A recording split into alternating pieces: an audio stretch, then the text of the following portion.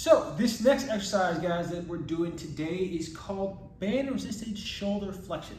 So the goal is, and what shoulder flexion is your ability to come up in this way, right?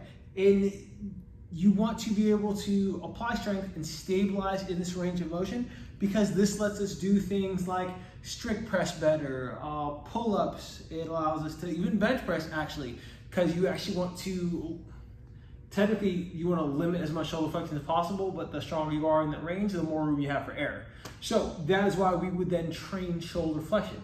And granted, there are other exercises on this YouTube channel, such as serratus activation or serratus activation in plank, that allow us to train the shoulder in shoulder flexion. But this is just another way to, I would say, make it a little bit slightly more difficult. The reason for this is for the band, the higher up you get, the more difficult it is. So it's very similar to, I would say, like loading as far as with the weight, because with the weight,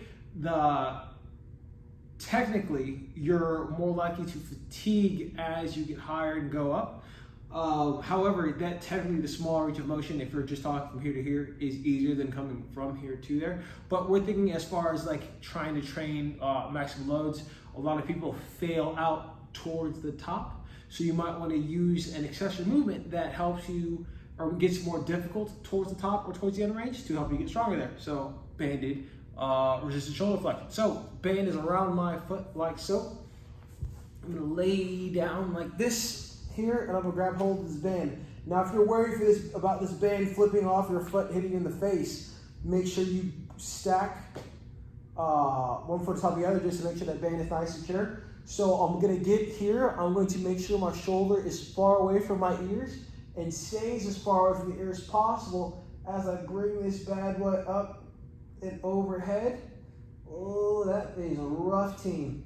And I just rinse and repeat this. Once again, if you feel anything in the neck or in the upper trap, that means you're not doing this correctly. Work in a smaller range of motion until you're able to bring the hand higher without activating a lot of stuff up here. I'm feeling a lot of serratus, a lot of lat, and even a little bit of mid-back. So once again, I'm in this position here, and I lift up.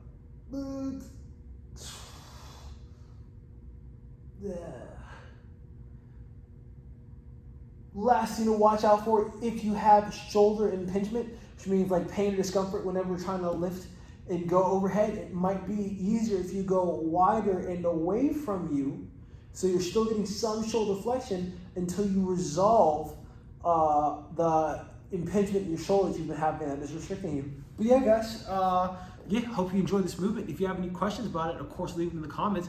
If you enjoyed the video, go ahead and give me a thumbs up. And then if you haven't yet, go ahead and subscribe to my YouTube channel.